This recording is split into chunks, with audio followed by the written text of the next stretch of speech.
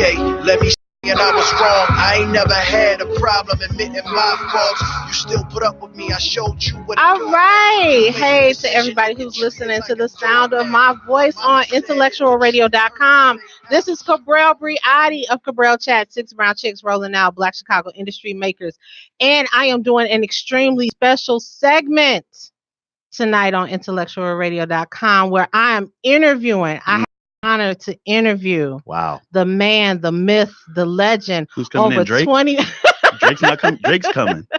I didn't know that. They told me I was doing an interview. They didn't say Drake was coming when she says all this special stuff. I'm thinking no, but it's nothing. Star. It's nothing but the truth. The man, the myth, the legend. Over 30 years. 30 years of music. Makes me sound music old. Experience, and we're not just talking about making music. We're talking about brand building, art development, writing, producing, DJing, all of that. You know, you've worked with everyone from Quincy Jones to Tyrese to the beginnings of Mariah Carey. Voice to Men, the list just goes on and on. And for those who are listening, that voice in the background right there is Chicago's very own Mr. Kevin Ross. Wow. Applause. I'm not going to applaud for myself. That seems very self-indulgent. Why? I mean, celebrate your accomplishments. Applause.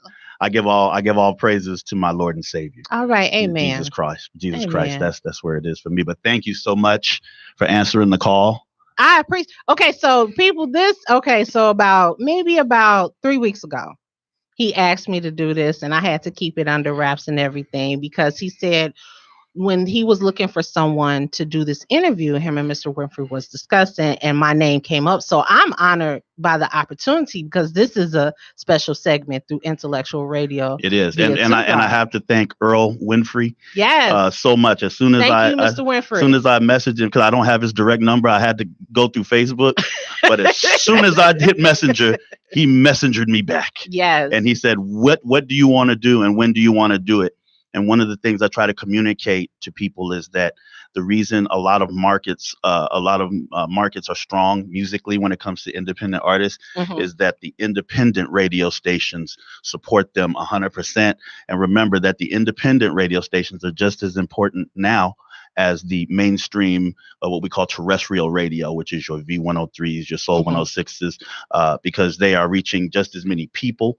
In certain marketplaces, they have a great loyal following, and they're very open to new music and developing artists. So it's very important.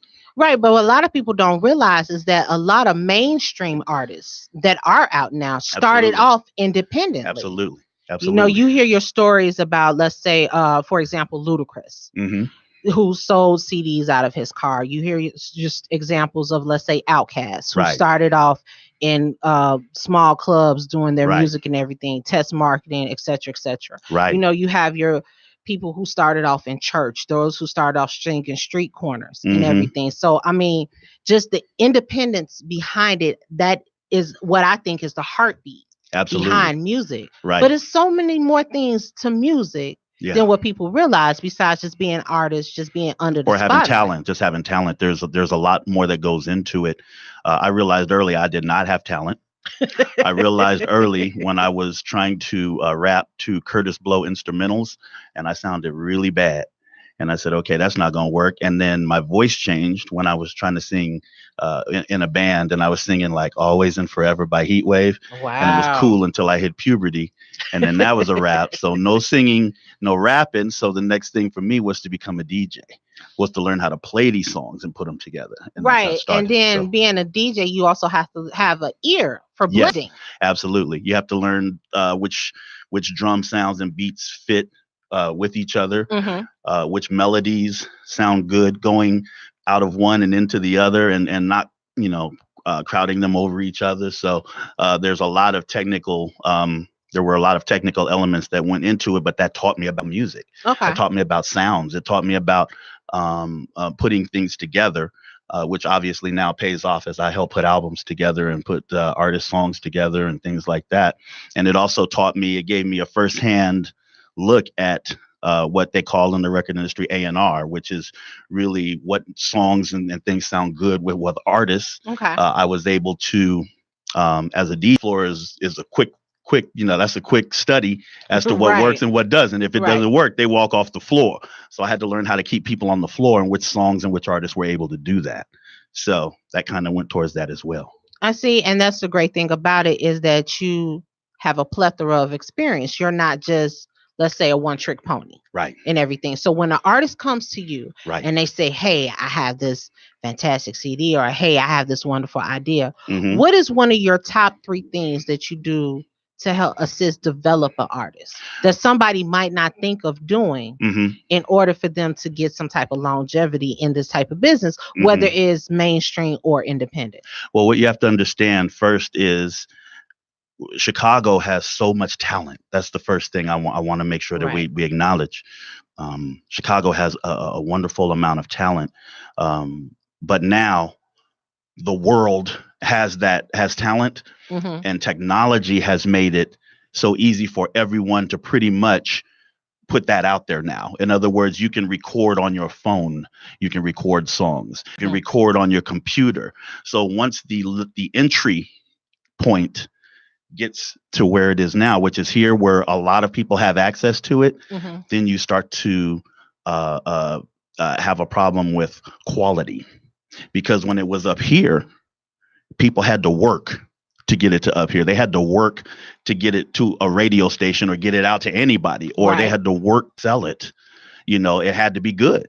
Now you just have to make it and put it up on YouTube, or you make it and put it on Instagram. You can create it and it's out there immediately. So now the entry point is Mhm. here. So now we have a lot of stuff that's out there that may not be of the best quality. And then you have artists that or talented people who aren't prepared after they've created. See, you can't Okay. spend all your money creating and have none left to market and put the product out. That's like building a car and you have no money for commercials, you have no money for newspaper advertising, you have Right. no money for radio, but you built this fantastic car. How are you going to let people know that it's out there? That's what marketing is. That's what Okay. marketing and branding is. It's letting people know what the product is. And in this case, it's an artist. Okay. So we have getting your music out there. Hmm. Then you have marketing and branding. Right. Okay. So as you stated, in this society that we live in, because of social media, we're Right. on a global scale. Yes. Despite Chicago having all the talent in the world, we are on a global scale. Sure. So how do you decipher from what would be great Hmm. versus what would be good for the moment, but Mhm. let's say great for a timeline? So it's a couple of things for me.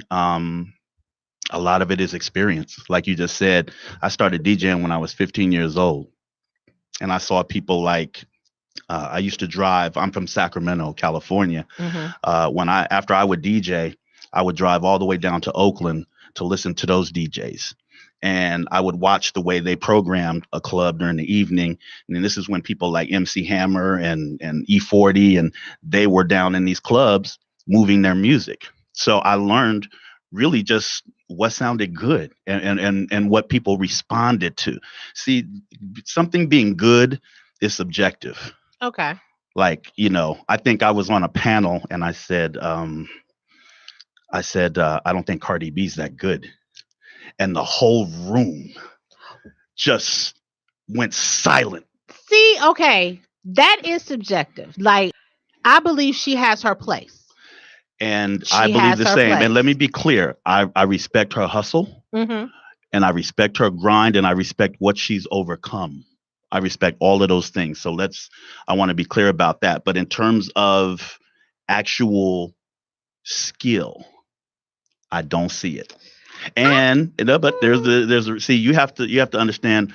I came up with MC Lights, the Queen Right. Latifahs, the Eves, the female rappers, Lil Kim's, the female rappers that had to fight really, really hard to be accepted by their male counterparts. Right. They really had to, and there are tons of others that didn't make it because they were on the wrong label or because there wasn't enough promotion behind them.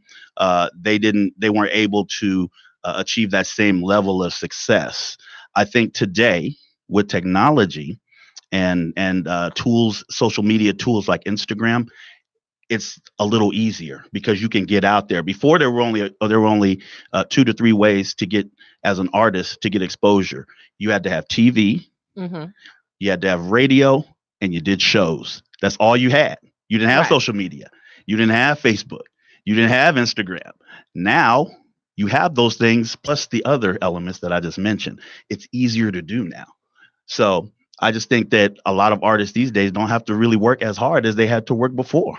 I don't think it happens. Well, see, speaking on the outside of it, Sure. As a consumer, are you speaking? As a consumer, I'm Okay. speaking. I believe they have to work just as hard, if not harder, because we're living in the realm of social media, instantaneous satisfaction. So whereas you might be hot for 1 minute and somebody 60 seconds later might come out and all of a sudden you're forgotten. Okay. So you're telling me, got to do my Denzel. So you're telling me right here, we're sitting here right now, and you're going to tell me right that all of these rappers that are out here, the Lil Bibbies, the Lil Pumps, all of that, you're telling me that that's all good stuff. No. And they work just as hard.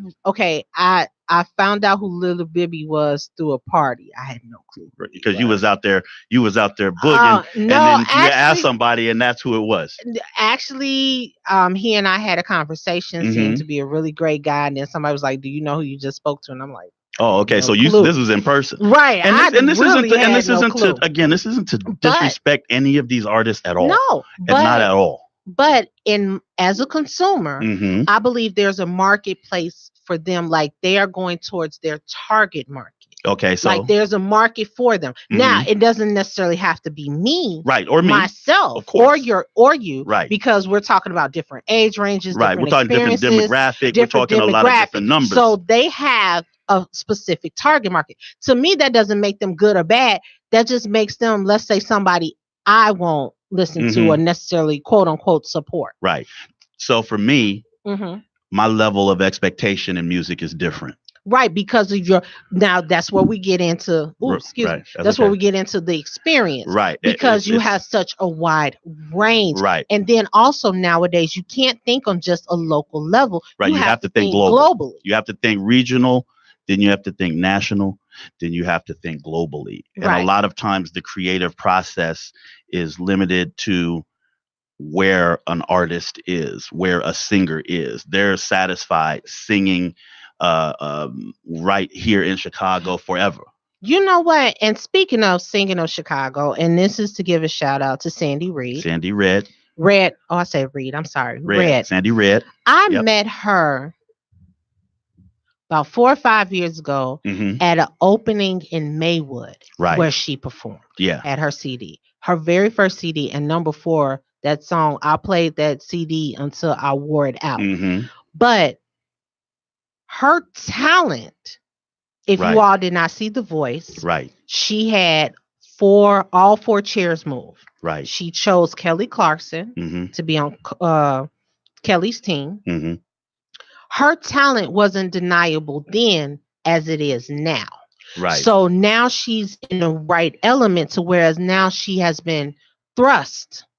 Because getting all 4 chairs to turn is an accomplishment in itself. Absolutely. Just to get to that point, to get past the auditions, because auditioning, you don't just go and then they just throw you on stage. You have to go through a series of things. Hundreds that's what people don't realize. Like they're behind the scenes, you have to go through a series of things before they actually put you on the spotlight. I think they do nationally like 100,000 entries, and just think of the odds and blind auditions. Right, there's a lot. So the odds that you make it onto camera are amazing. Right, but she has been groomed for this point because of how hard she's worked the years previous. Right. So she's not just all of a sudden. She's not just this woman that just decided to sing because she sung in the shower and somebody thought she sounded good. She has been working, but she's done more than work. Yes, she's worked on her craft. Exactly. And there's a difference in work and working on your craft and trying to perfect the elements that are going to keep you around for a while. And could you explain that let's say somebody don't realize, like, okay, let's say even with some of these hip hop artists, as we were discussing, you have, let's say 95% of them actually study their craft, actually read the dictionary, the thesaurus, and everything. And studied the artists that came before them. Right, study different realms of music to, let's say, have various beats for their songs or whatever. Please explain the importance of studying and actually having knowledge of your craft and not just being an artist. Well, there are two elements to that. Number one, as you said, obviously, you have to. I'm a big believer that what worked before is pretty much when it comes to art, is pretty much going to work all the time. Which means if you work on being creative, if you worked on being creative back in 96 and you still continue to be creative, you're still going to be in demand now, because one of the keys to success is reinvention. And speaking of reinvention, if you have a question, comment, you want to ask me or Kevin some, or even just pick his brain to see how he can give you a professional opinion on music, give us a call, 708-223-8953. Once again, that's 708-223-8953. You're listening to Intellectual Radio right here.com, streaming live 24/7, over 50 intellectual shows. You have an idea, you want to have your own show and everything, reach out to them. Once again, the number that you can call to reach out to them is 708-223-8953, IntellectualRadio.com. Do we have commercials? We don't have commercials, right? So you're not. So she's not gonna say. So she's not gonna say. We got to go to a commercial, but Kevin will be right back. Because I always thought that was kind of cool. You know what? The 2 and 2. Yeah. Chuck Willery. Right. Just like we're gonna go to a commercial break and we'll be right back. Right. That's kind of. I always thought that was cool. Yeah, but for those who don't know, when you're doing a radio show, a radio program, every so often you have to break. Right. You have, not only do you have to break, but you have to let them know what they're listening to, how they can get in touch with you, branding, etc. Yes. Branding. Yes. But to answer your question, they're studying what's worked before and who's come before, and consider what a lot of people would consider the greats. And you had a good example of that when my man was on stage and he's doing the Biggie tribute, didn't know the joints. That's not what we want. My man's in them. I can't remember. I know. I just remember the incident. I'm sitting there looking like, is this lip sync? Because it's not happening. But studying those that came before, and number two, guidance and mentorship, and someone that can guide you through the process. That's really, really, really lacking these days. It's lacking a lot of that, because a lot of artists don't know who to turn to or who to go to. And then there are people in those roles who aren't necessarily qualified to really get that artist to where they need to go. And that's no disrespect to them. Some people have a gift for one or two things, but when you're going to help guide someone's career, you have to be skilled in a number of different areas. And you have to have thick skin, especially when you're not at a record label where all of those departments are already taken care of. Now it's probably one or two people that are going to be on your team, and each of those people needs to be skilled enough to handle a few things at a time. Right. And you also have to have, as I was saying, thick skin. Right. Because everybody's not going to like you. Everybody is not going to gravitate towards your talent, your hard work, and everything. Right. You really have to be comfortable within yourself, right, to reach a certain realm. And that's confidence. I always tell this to, I usually get 2 or 3 calls a week for my services. And I don't take all of the calls that I get, but I usually do a consultation and we talk. One of the things I look for is to see whether or not the artist is confident in their music, confident in their product. Like, do you think that you could hear this joint playing between Drake and Lil Pump? If you don't feel strongly that this is that type of song, then you need to go back and do another one. And see, and another one, and another one, and another one, and have 10 of those joints ready to go. Don't just do one song, because when you have one song, and if it's a good song, then there's going to be an expectation put upon you to deliver even more. And a lot of people are not prepared for that expectation. Yeah, because Nas says, you went platinum. Yeah, that's nice. Now let me see you do the same thing twice. Right. Now what's going on now? We know what's going to happen next. So I look for an artist to be confident in their product, because when I take it and I present it, I need to be confident not only in the product, but I need to be confident in that artist, because the next thing I'm going to probably end up doing is putting them on a stage somewhere. Or if we are fortunate enough to get to radio, then they're going to have to support that. And that takes us to a whole nother level. So the confidence has to start here and it has to continue.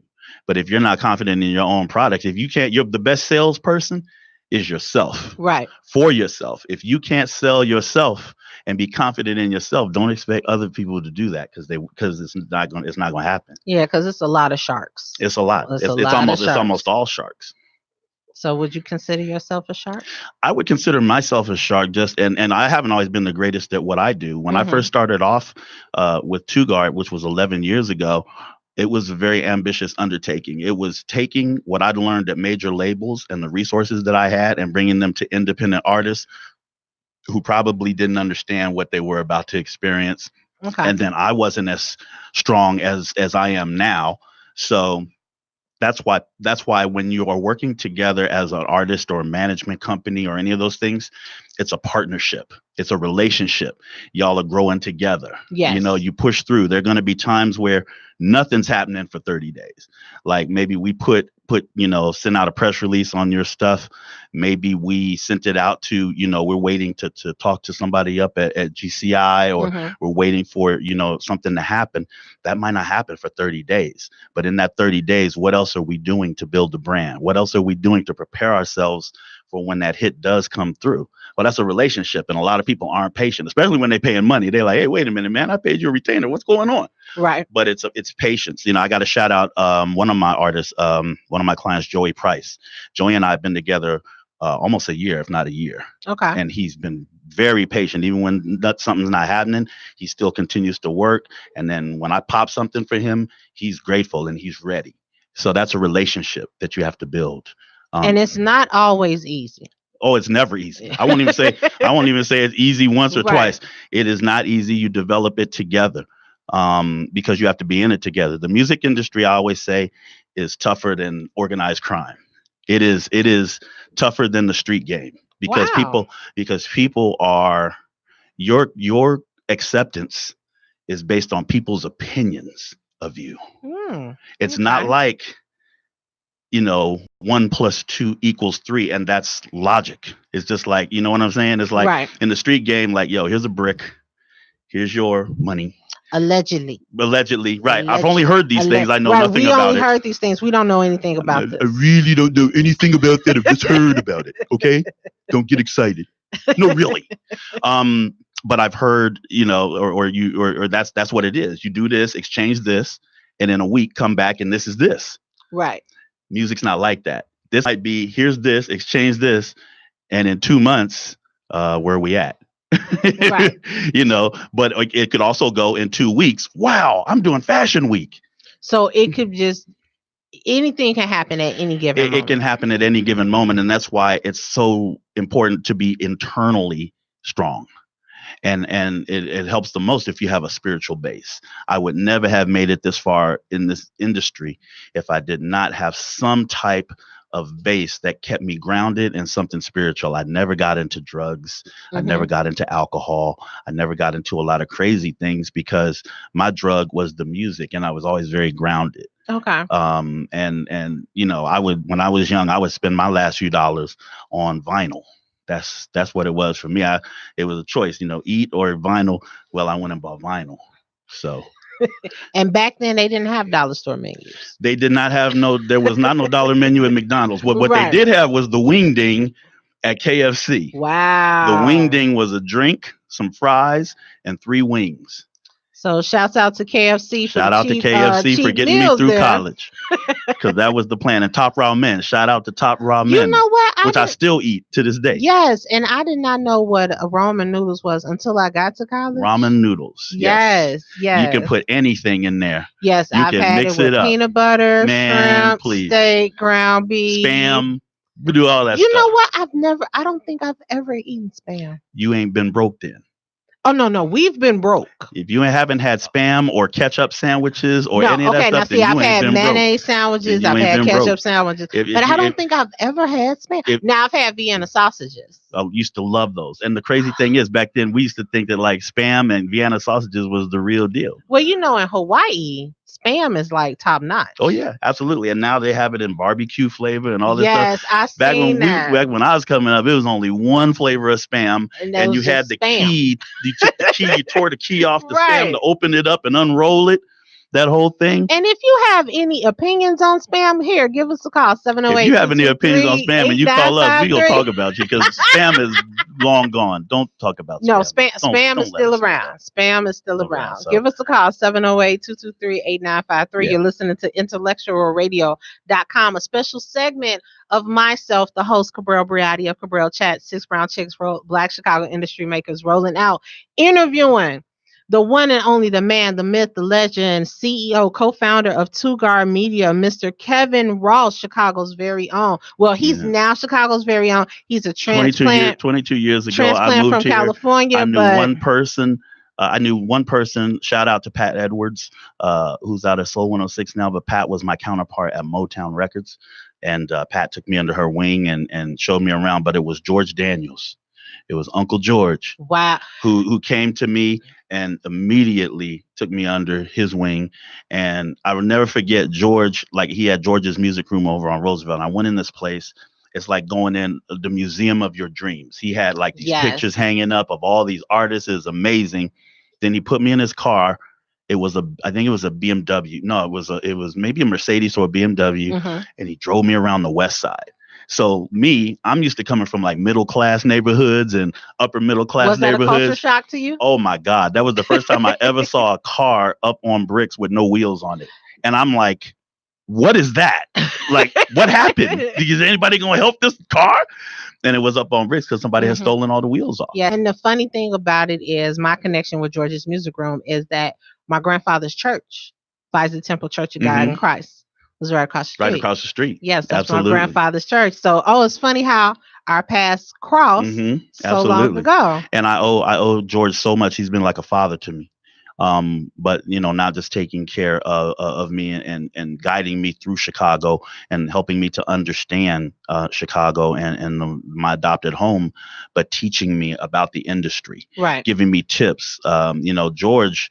George, a lot of people don't know. They just saw him in like the R. Kelly videos and they saw him doing all this stuff. George goes all the way back to Chess Records. Right. He goes back to Muddy Waters. He was actually married to, a lot of people don't know, he was married to Minnie Riperton.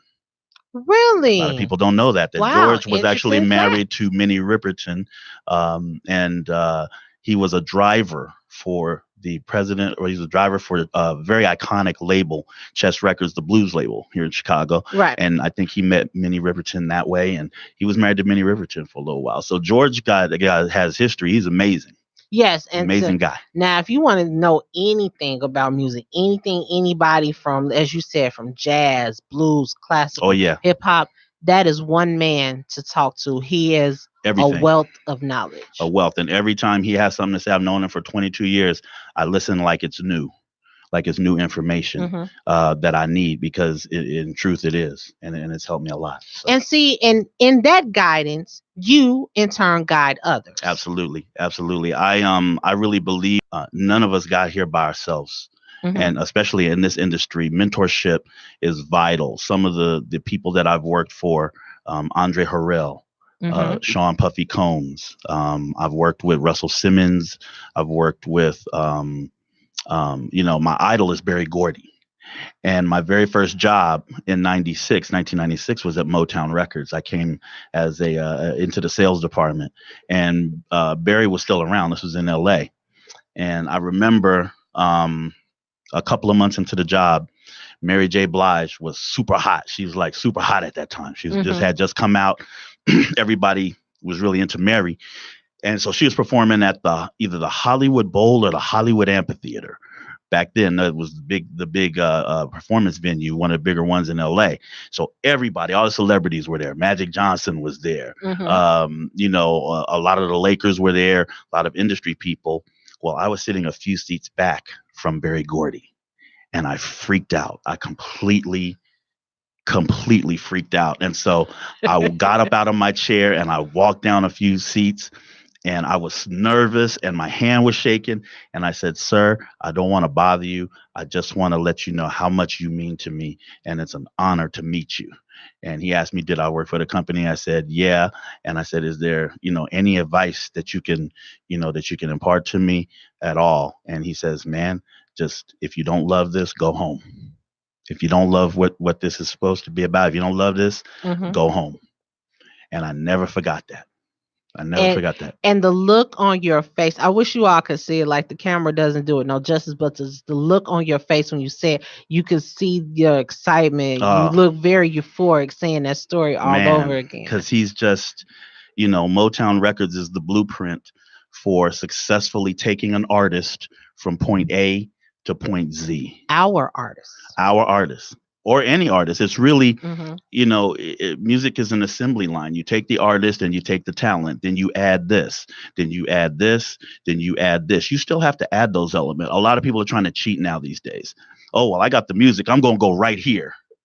That doesn't work. That's not going to work out because you're not going to stay here. Right. You stay here because you did this, this, and this, and you built your platform. But this to this, what's underneath your platform? You left out so many elements. You can't build a foundation on quicksand. On 2 legs. You got to build it on 4. Okay. And that's kind of how I believe. So have you seen, what do you think about those, let's say those one-hit wonders, quote unquote, that you might have in the industry? I think do you think that's a bad thing for some people? I want to really say that, first of all, I have total respect for anyone that makes anything musically, whether it's good, bad, whatever, because they put their effort into it. Okay. They to them, that's their thing. They have ownership of that. So I'm not going to disrespect somebody's joint because I may not particularly care for it, but they thought it was good. And they tried to, and they put their best. They got in front of the microphone and they wrote out whatever, and they sang it or they rapped it. I respect that because at least they tried. They gave it a try. Right. So, again, I think that liking and not liking is all, it's all subjective. But I respect anyone that has tried to create. And I don't care if it's painting. I don't care if it's music. I don't care if it's sports. At least they got out there and tried. And that's all you can ask, because a lot of people don't even try. I was just about to say that. A lot of people go to that day job every day and they talented, but they never step out and try. And that's something, and that was going to be a whole nother discussion too, because we've talked about that before. Right. About people who are sitting on just a plethora of talent and don't do nothing with it. Right. Because to me, God gives you gifts. It's a gift. If you can sing, like, yo, that's a gift. Like you were talking about Sandy Red earlier. Like I'm working with her sister. Her sister is amazing to me. Her sister, Ms. Michelle Bussey, is amazing to me. Like I watch her, like every time I watch Michelle perform, Ms. Michelle perform, it's like the first time to me because she puts everything into her performance and she really works on trying to perfect her craft. Now, what bugs me about her is that she does it too much and she drives herself into the ground and she don't rest. If you're watching, and you probably not, because you probably out gigging somewhere, Ms. Michelle, when I told you need to rest. But my level of respect for her is incredible because she puts everything she has into every single performance. If she's tired, you'll never know. You'd never be able to tell. You will not be able to tell in her voice. You won't be able to tell in her stage presence. You won't be able to tell at all. So she really puts everything that she has into her craft. And I love that. I love that about her. Have you heard someone that from the first time you heard them, you knew that they were going to be phenomenal? Yes. Who? My artist, Marwan. Okay, so my really artist. Funny. Yes. Okay, how people don't know we met over the phone. Absolutely. Which is kind of actually through Facebook. Yep. Actually, Facebook. Me and Kevin Ross, we met over the phone, and this is when you were first managing Marwan because I freaked out because I am. Hey, Marwan. Is he on? No, I'm just saying. Okay, I was getting ready to say, okay. No, because I'm a fan of his. Right. And at that time was when he was doing his first CD and everything. And Absolutely. I was down in Springfield on a film shoot. Mm-hmm. And we had met over the phone and we started talking. And then that's when I first talked to Marwan over the phone. Mm-hmm. And I was rendered a little bit speechless because I'm Mhm. like, oh my God, this is actually him. Mhm. Like, and he sung a little something to me over the phone and I Right. squealed. Right. Right. So Right. it's He has that effect. He has that effect. right, but He has that effect. he's very talented and he's He is extremely very. phenomenal, extremely humble. So when you hear voices like that, when Right. you see people that are really willing to put in the work, the Right. effort, that are being a sponge, Right. where you could just throw knowledge Mhm. into them and you can cultivate them and craft them accordingly. Mm-hmm. Is that something that's taught? Is that something that's natural to you? It's a little of both. Okay. There's an instinct that you have to have, I think, that is honed by your experiences and work. You have to have, again, I started early as a DJ, but then I was also on radio for a little while. So I know what the process is to get your records and your songs chosen, your music chosen to be put on the radio. I know what that process is. And I know the people who were the decision makers for that. I would listen to them talk about what that music needed to be to get on a major radio station. So it's part of part being a DJ. And then part of it is the love that I've developed since I was really 10 years old, 10 or 12. I picked my first #1 record when I was 15 years old. And it was a record. There was a radio station when I was growing up called KPOP AM. It was an AM station and it was only on during the day. And it was totally supported by advertising. So this was a black radio. Back then, it was black radio. You had black radio and you had pop radio and you had country and you had rock. That's what you had. So this station I used to listen to, and there was a guy on named Sugar Shep. Sugar Shep was a DJ. Sugar Shep here, keeping you dead in step. We're going to play some new music from the Commodores. Shouts out to Sugar Shep. Sugar Shep, man, and he had a show. He had a thing on his show called Rate a Record. So every week they would play a new song, and then they would take callers, and they would say, "Tell us what you think of this song."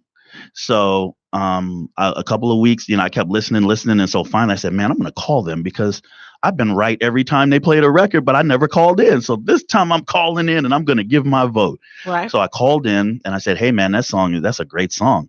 And he actually answered the phone. He said, really? You think this is a great song? I said, man, that record is a hit. That's a #1 record.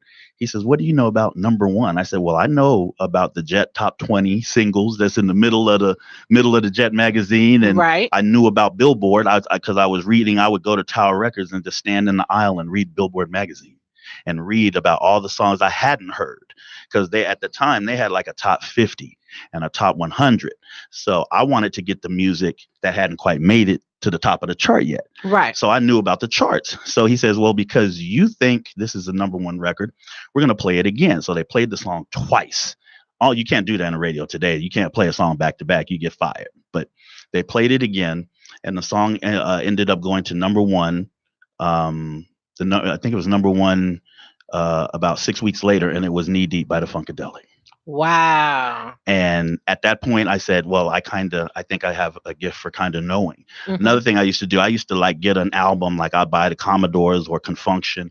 And for all you millennials that are watching, an album is this piece of vinyl. From the heart, no one could ever doubt my love. Okay, I'm sorry. There you go. That is on when my we talk top about perfecting 5. your craft. We gonna work on that. Yeah, no. But she gave it a try. Yeah, no. But I used to buy the albums, and I used to play this game where I would go through and listen and see what I thought the second and third single was going to be off the album, even though the hit single was already playing on the radio. I said, they're gonna pick this next, and they're gonna pick that next, and they're gonna pick. And a lot of times I was right about the next song that they picked. So it's so it's a lot of that. When you work with Puffy, you learn real fast what's good and what's not. Very fast what's good and what's not. And not only do you learn, he will tell you about yourself. If you thought something whack was dope, he would look at you crazy, talk about you crazy, and then look at you crazy some more.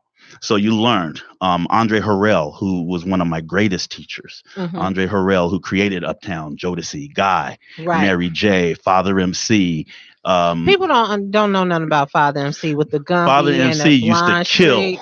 Father, And hold up, treat them like they wanna be treated. You should treat them right. And by the way, that was Jodeci singing in the background. Yes, and Mary J. Blige. That's right. And Puffy was dancing. Absolutely. And people don't know that. See, I'm smart. That's right.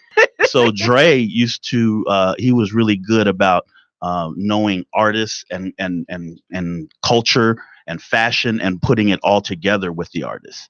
Like Mary J, he basically crafted her and said, okay, she's from the projects. We gonna do this. And then Puff came in and said, okay, we gonna dress her like this.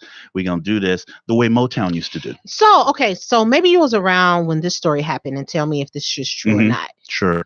When they were first signing Jodeci. Okay. Mm-hmm. They wanted initially for them to be like Boyz II Men because Boyz II Men was out, let's say, a couple years before them. Right.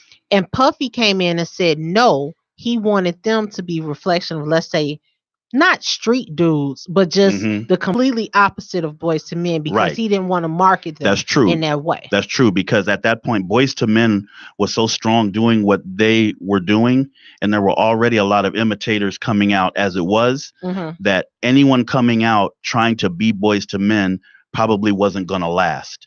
So the best comparison you could make when it came to Boyz II Men and Jodeci was that Boyz II Men was the Beatles and Jodeci was the Rolling Stones with Mick Jagger.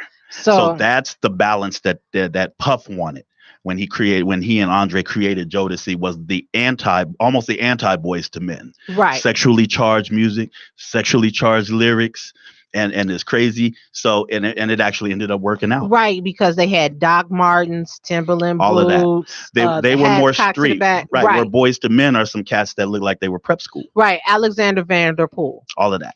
It was basically Alexander Vanderpool because according to legend, that's who Nate admired at the time. So that's the way Boyz II Men cultivate themselves. Right. Versus, let's say, your New York hard street dude. Right. With your Timberlands, your hat turned backwards. The more like rappers that could sing. Right. And that's basically the blending of R&B and hip hop. Basically, that's what Puff and Andre did. They were the first to really take R&B and put it over hip hop beats. That's what it was. That's what Guy was. That's what Teddy Riley. Teddy Riley lived in an apartment with his grandma, I think, or his grandmother, and he was creating all this stuff like in the bathroom. Teddy Riley was creating all these beats. Yeah, he was creating all this stuff, and it was very it was very tribal. It was very from the street, and a funny story, Keith Sweat was going around, and he was in New York and he was singing, and he came to Teddy and said, man, I need something different. And Teddy was like, yo, I do rap records. Like I do Cool Mo D, and I do, the show Dougie Fresh. Right. That's actually Teddy Riley. Teddy Riley did that record. Yeah, Teddy Riley did that record. They did the 6 minutes. He did the show. Oh my. Okay, so yeah, for those who don't know, the song is called The Show. Right. Or 6 minutes. Dougie Fresh, you're wrong. Right, depending on who you talk to. Teddy put that song together with Dougie piece by piece. Wow. And Dougie had ideas about how the song should go, and Teddy Riley said, no, man, I think right here, in order to keep the crowd into it, we're going to go and doing the dance and doing all that, and that that's because back then all the kids would watch Inspector Gadget, so somehow he got it in. He wanted to get it in the song. Okay. So there's a lot of creativity that went into New Jack Swing, but it originally started as rap. He was doing Cool Mo D, and he was doing Dougie Fresh and things like that. But then R&B singers started coming and wanting something different. Johnny Kemp, Just Got Paid. That song was actually supposed to be for Keith Sweat, but the album was already completed by the time Just Got Paid, and Teddy finished up the song. So he said, well, I got to give it to somebody. So he gave it to Johnny Kemp. It became a smash. And also, one thing about Teddy Riley, what people might not realize is that he did the soundtrack for New Jack City. He was, or was he instrumental in the soundtrack for New Jack City? Teddy is the architect of what we call New Jack Swing. But it was actually an author and the screenwriter for New Jack City, Barry Michael Cooper, who gave it that name. Okay. Because Teddy was making all of this dope stuff with Guy, and he was creating all of this music. And Barry Michael Cooper said, "Yo, we got to call this something." And Teddy didn't know what to call it. He just knew what he was doing. And Barry Michael Cooper said, it's new and it swings. We're gonna call it New Jack Swing. And he's the guy who wrote, one of the screenwriters wrote the screenplay for New Jack City, gave it that name, and that's how it became known as New Jack Swing. Wow. Yeah. As you can tell, I have a lot of time on. No, I don't have a lot of time on my hands, but I'm very much a student of music. I see. Very much. And pretty soon our time is coming up. Oh, man. I'm shaking my fist in anger. We got 5 more minutes. Mr. Winfrey said we have Mr. 5 more Winfrey, minutes. the station owner, says we got 5 more minutes. Right, the station owner. So you are listening to IntellectualRadio.com, streaming live 24/7. Over 50 intellectual shows to feed your brain, your mind, your soul. You want to get your music played. You have an idea for the show. You want to have your own show right here on IntellectualRadio.com. Give them a call, 708-223-8953. Once again, that's 708-223-8953. You do that so well. You know, when you get to the when you get to the 50 minutes part, you know, because when I was a kid, another show that really influenced me was Soul Train. Really? So when I moved to Chicago and found out that like Chicago is where Soul Train really originally came from, I really freaked out. So when you say 50 minutes, it always reminds me of that intro, 50 minutes, nonstop music across the tracks of your mind.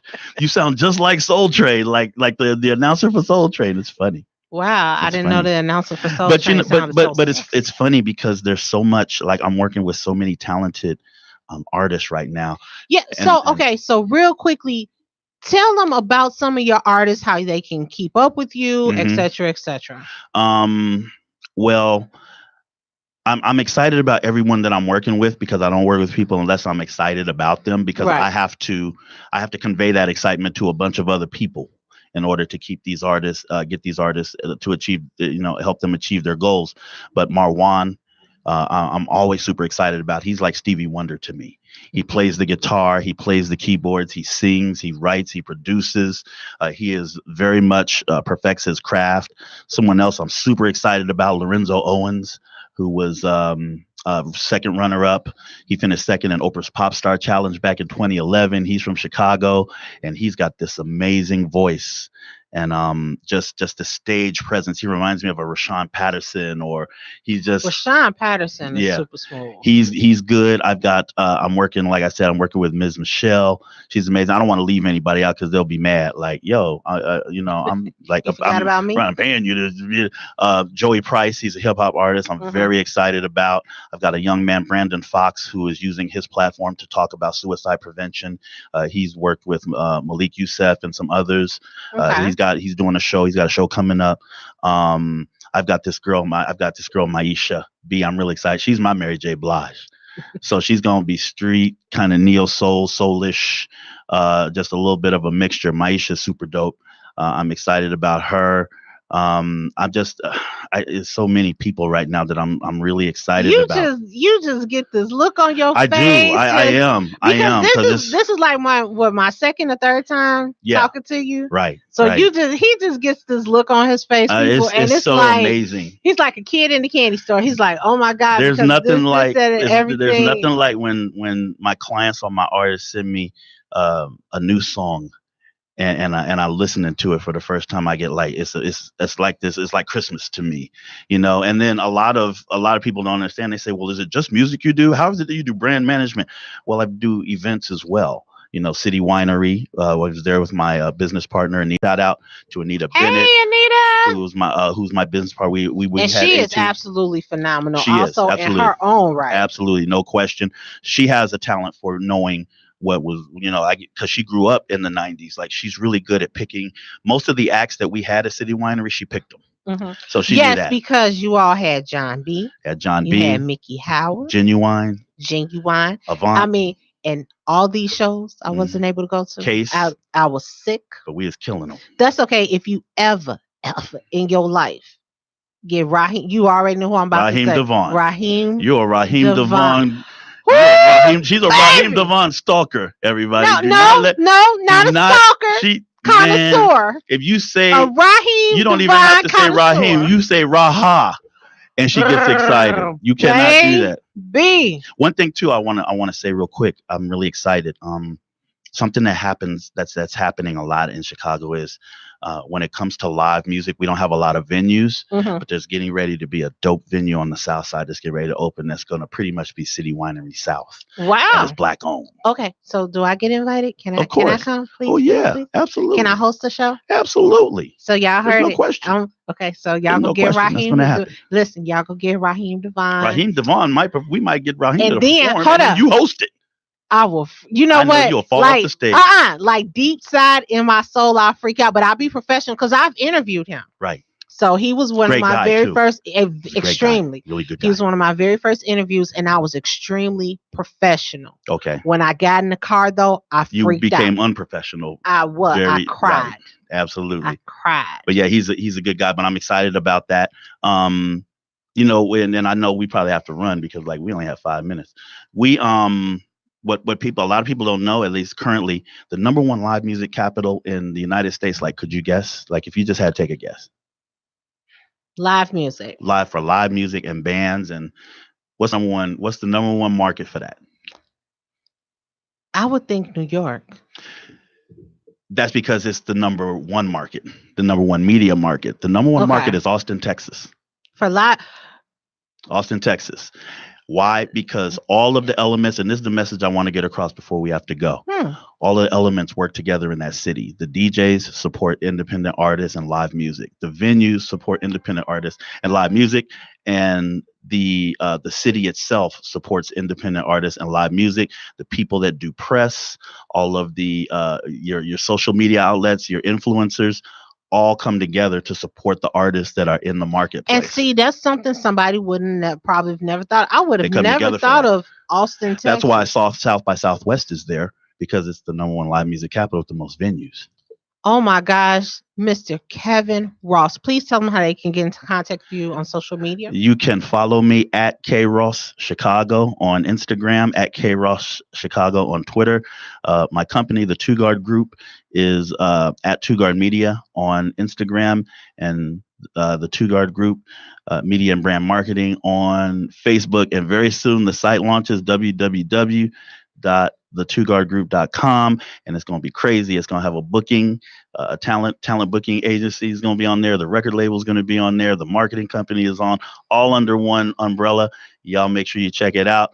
Chicago, I love you so much. Thank you, everybody who's watching. Thank you, everybody who's tuned in. I am so grateful. Thank you very much. I am just honored for the opportunity. So I want to give a huge thank you to you for even allowing me to interview you at this special exclusive here at IntellectualRadio.com. Stop. Just promise me you're not going to call me Mr. Ross anymore. You know what? It makes me feel like that's my dad. It's such a habit. I try to be polite. Mr. Ross. Southern, whenever she answers the phone, it's Mr. Ross. I'm like, that's my father. Can you stop that? Stop that. So I do want to give a shout out though to Earl Winfrey, Wanda B, their staff and everything for allowing me this exclusive interview with you. I want to come back. I'm gonna bring some artists with me next time. So yes, that's what we have coming up too. Hopefully within the next couple of weeks, we'll be coming back doing another exclusive again, to whereas I'm interviewing 2 or 3 of your artists on your label. On the label, Two Guard Records. Right. Chicago record label in the building. So I am Cabryl Briati of CabrylChats, Six Brown Chicks, Black Chicago Industry Makers, rolling out, and you have listened to an exclusive hour interview with the man, the myth, the legend, Mr. Kevin Ross, CEO, co-founder of minutes across the tracks of your mind. Media Soul Train, brought to you by Afro Sheen. Here on IntellectualRadio.com. Coca-Cola. And once again, they're streaming 24/7 over 50 intellectual radio shows. You have an idea for a show. You want your music played. You want to do a special like this. Reach out to Mr. Winfrey and his staff at 708-223-8953. Once again, that's 708-223-8953. I am Cabryl Briati. You can follow me on Facebook, Instagram, Twitter, CabrylBreotti. You want me to interview you? You have a story you want me to write about? Reach out to me and I host. White carpet, blue carpet. As long as your carpet not dirty. As long as your carpet's not dirty. Backdrop. She does it all. She holds the microphone. She does it all. Once again, thank you so much, Mr. Ross, Mr. Winfrey, Miss B, everybody here at Intellectual Radio, Two Guard, Joe Staff, Praise Jesus. Cabral Briati, Cabral Chat. We'll be talking to you soon. Let me adjust your crown. Put them bags back down. Turn that ass back round. Dance was down, so how can you play me? How does it feel to know you're hella shady? Queen, my ride or die to the 180. Gave me the word, you said you were my baby. Dance was down, so how can you play me? How does it feel to know you're hella shady? Queen, my ride or die to the 180. Gave me the word, you said